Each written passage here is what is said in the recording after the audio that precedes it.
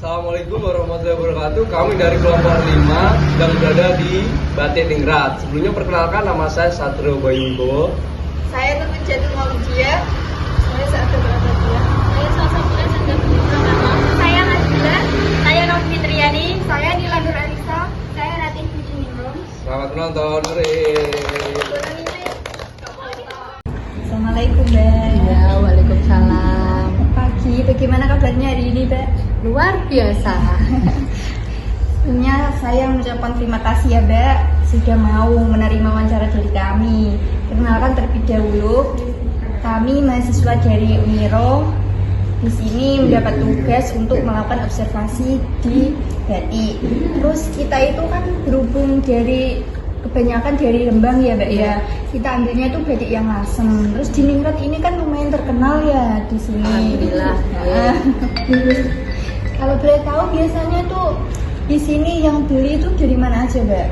Kalau untuk yang beli ini hampir ya nggak pasti dari mananya, tapi hampir intinya bisa luar kota pun, dari Jawa Tengah, Jawa Timur, Jawa Barat itu sudah, maksudnya udah order juga. Jadi kalau dibilang belinya dari mana, gitu, dari mana saja.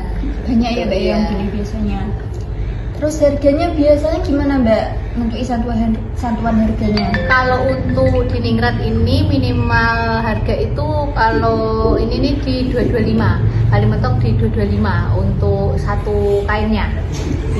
225 Mas? 225.000 ke atas. Terus jualannya, Mbak, di toko offline aja atau kita? Kalau untuk penjualan itu bisa di offline seperti ini, di showroomnya gini kan, nanti tamu datang itu namanya offline. Nanti juga ada di online-nya, bisa lewat Instagram atau langsung ke nomor admin yang tertera gitu, nanti langsung by WhatsApp. Katanya juga bisa kayak itu, Mbak, request gitu. Bisa, kalau misal jenengan mau kayak seragam ini nih, sekolah, seragam kuliah kayak gini, misal mau custom ataupun mau request motif ataupun nanti ada nama-namanya atau ada logonya, nanti bisa siap melayani. Motifnya motif apa aja, Mbak, biasanya? Biasanya kalau untuk lasem, maksudnya Ningratnya kan lasem ya, ini pasti banyaknya tetap di sekar jagat ya, intinya bisa dilihat seperti yang kayak Sekar gini. jagat itu yang warna merah khas dari lasem itu ya, Kalau Mbak, ya? sekar jagat itu lebih ke motifnya, cenderung ke maksudnya banyak bunga-bunganya ya, intinya sekar bunga sejagat raya kayak gitulah. Kalau untuk warna-warna tertentu biasanya ya coklat, merah, biru kayak gitu. Tapi paling terkenal itu merah kayak Iya, kalau lasem biasanya ambilnya merah. Merah, namanya merah apa, Mbak, itu? Biasanya ada bilang merah darah kayak gitu ya. Merah darah ayam gitu ya, Mbak, ya? Jadi kayak warna-warna yang emang identik lasemnya. Ada maknanya nggak sih, Mbak? Kalau maknanya sendiri ya mungkin dari dulunya sih ada ya, tapi maaf ya. Jangan tahu ya. Cuma udah kayak ke ini identiknya sih merah kayak gitu ya. Mungkin dari sananya ada entah penemunya gimana atau gimana gitu ya. Ini udah lama, Mbak, berdirinya Ningrat? Kalau Ningrat itu sejak kalau awal-awal kayak ini nih 2008 ya. 2008, terus nanti 2011 baru kayak buka showroom ini. Cuma sebelumnya kan udah ada tempatnya. Terus biasanya batiknya itu buat motif yang motif udah lama gitu atau buat motif sendiri? Tetap kalau untuk motif itu kayak apa ya, gini, misal motif lama bisa jadi dibuat lagi, tapi kayak lebih berkreasi lagi, jadi kayak ada motif baru atau gimana itu.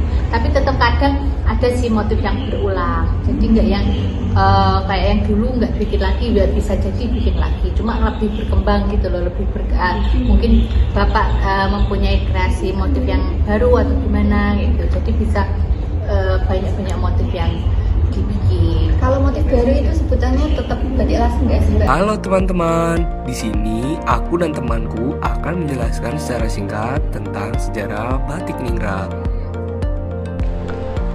Sejarah batik Ningrat, motif batiknya dipengaruhi sangat kuat oleh budaya Cina karena pendaratan pasukan Cheng Ho saat itu, lalu berpadu dengan budaya lokal sehingga motif dan warnanya unik. Motif batik tulis lasem itu biasanya naga, bunga teratai digabung dengan motif lokal. Yang paling khas itu warna merahnya. Di sini disebut getih piti atau darah ayam. Merahnya khas karena bahan baku mineralnya hanya ada di lasem. Keberadaan batik tulis lasem yang masih eksis hingga sekarang juga tak lepas dari peran PT Semen Indonesia atau Semen Indonesia Group.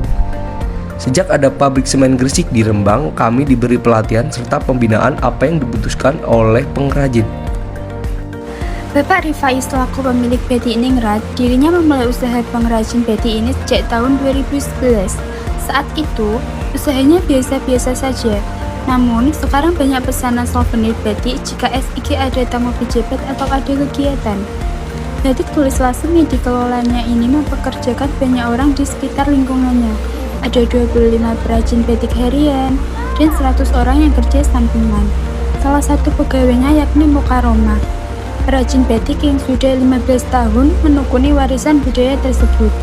Mukaromah mengatakan rata-rata untuk menyelesaikan batik tulis membutuhkan waktu sampai 1 bulan. Waktunya bisa lebih dan itu tergantung motifnya. Oke teman-teman, tadi adalah penjelasan singkat tentang sejarah batik ningrat ya teman-teman. Sekarang video kita sudah selesai, bye-bye. Kenapa ada dia di antara denganku?